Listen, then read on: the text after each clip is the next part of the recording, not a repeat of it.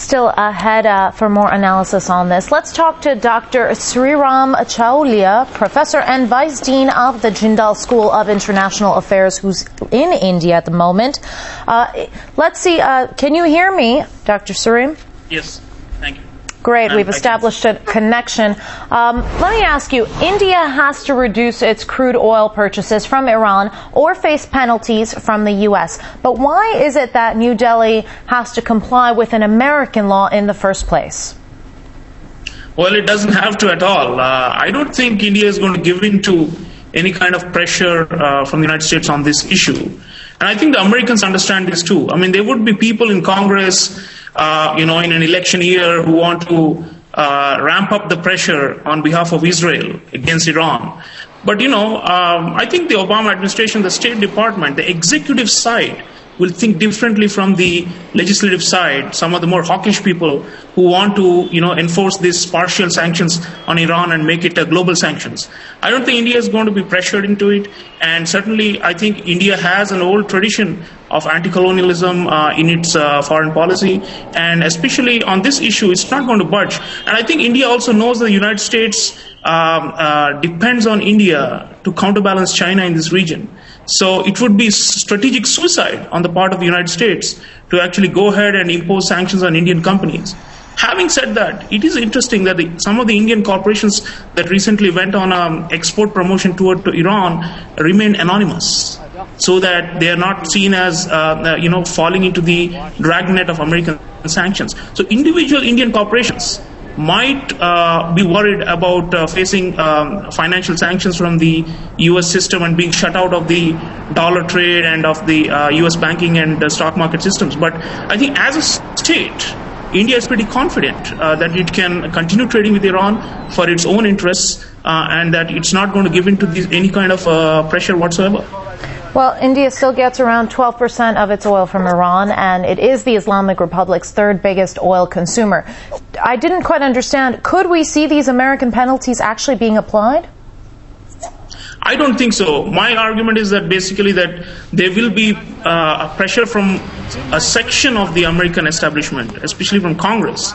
But then it will be counterbalanced by, I think, the administration and the State Department. I think they will weigh in because, in the last 10 years, if the United States has achieved anything of strategic value in Asia, it is the closeness with India.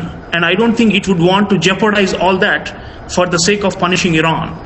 But you have to agree, I'm sorry to interrupt you, you have to agree that India is in a difficult situation. It has to balance the energy needs of a rapidly growing economy with its strategic partnerships with major powers. Does it now have to choose between one or the other? No, that is why I think it's not either this or that. I think the United States will have to adjust to the fact that it needs India for other reasons in Asia. The United States has recently been talking about moving its strategic attention away from the Middle East and towards the Asia Pacific, where India is seen as a crucial linchpin in American strategy to contain China's growth and rise. So I don't think they're going to lose all that relationship and the thickness that has been built over the last 10 years.